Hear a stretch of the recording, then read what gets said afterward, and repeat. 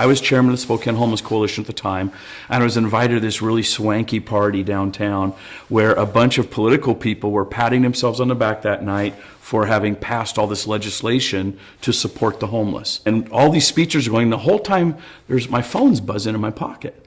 Pick it up, and it's my wife. And it's, Rob, we got to do something right now. There's this young couple. They're around 30 years old. They got 4 little kids, preschooler age. One's 5 years old, and a grandma. They're in a white van in our church parking lot. They had gone to another shelter, and the shelter sent them to our church because we were the ones doing the meals. And I don't know what to do. And I'm thinking to myself, I am in the perfect room. Everybody was talking at that point, and I just did my bold thing. I was, excuse me, can I get everybody's attention? Right now, 3 blocks away, there's a homeless family in a van, 4 little kids and a grandma. They don't know where to go. Can anyone help? Nothing. So I start heading for the door. I said, thanks anyway. I head for the door. I'm thinking, wow, this is just really ironic. Some girl says, oh, here's a hotline number you're supposed to call them. I go over to the church, and it's like, I don't know what to do with it. I'm still new at this. I'm still learning. I call the hotline number.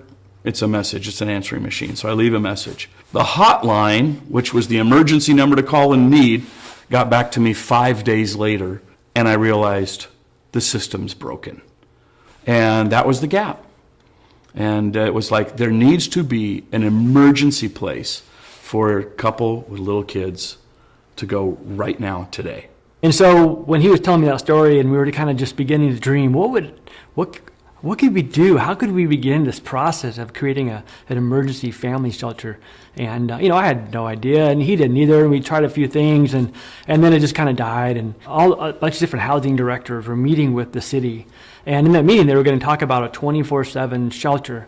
Who wants to do the family shelter for the day? And I remember just being kind of like, that's my dream. And, and I kind of just like raised my hand, and they're like, I promise you want to, yeah, we want to do this. And I'm thankful to say a few years later, the city government, partnering with Family Promise, was able to put together the Bridges Shelter and say, this is a need because there's nowhere they can go. Last Saturday, it was raining and cold, and I had a busy store full of people, and I was busy with clients, and I had kept coming out of fitting rooms after helping a client, and I noticed a young lady was using my phone. I finally said to one of my employees, what's going on with this girl? What's happening? And she said, I don't know, but I think she's homeless. And she and her 2 daughters and her boyfriend had been living in a tent outside my shop. I knew Mike would give me the answer to be able to keep everybody together. Note and said, this is where you need to call. I got in touch with the president. I know him. Here's the number.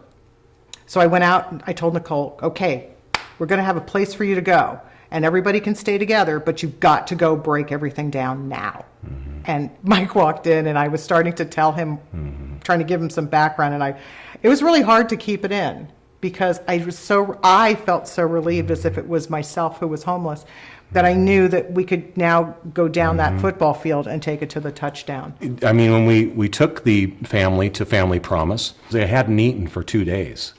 So we got them something at the hamburger joint, got them a bag full of cheeseburgers and French fries, and we just flung ourselves to Family Promise, to the shelter. And I went inside with Nicole, the mother. The first person that met us was Brandon, very welcoming, wonderful, and said, what can we do to help? And I just kind of gave him the story. Took her immediately and myself into an office and explained to her immediately that I used to be here.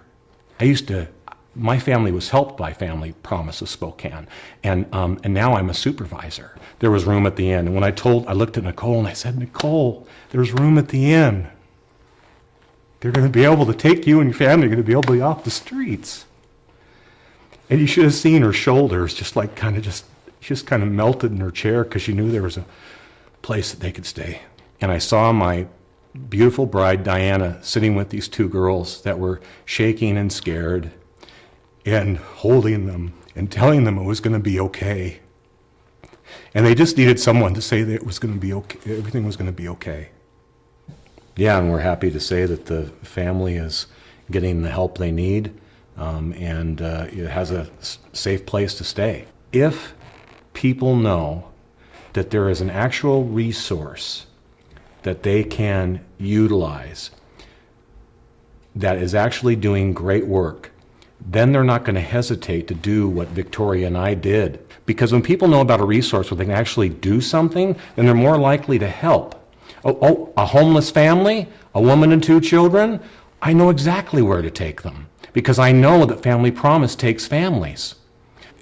If there's one reason for people to be able to pull out their wallets tonight and write a check and give money, is that more people need to know what Family Promise is doing so that they'll take a risk. They'll stop and say, wow, there is a place for this woman and her children. There is a place that will take an entire family. There is no other place in Spokane that I know of that on a Saturday, I always say, find one thing that you can agree upon and then work together to accomplish it. I don't know too many people that would say we shouldn't help homeless children.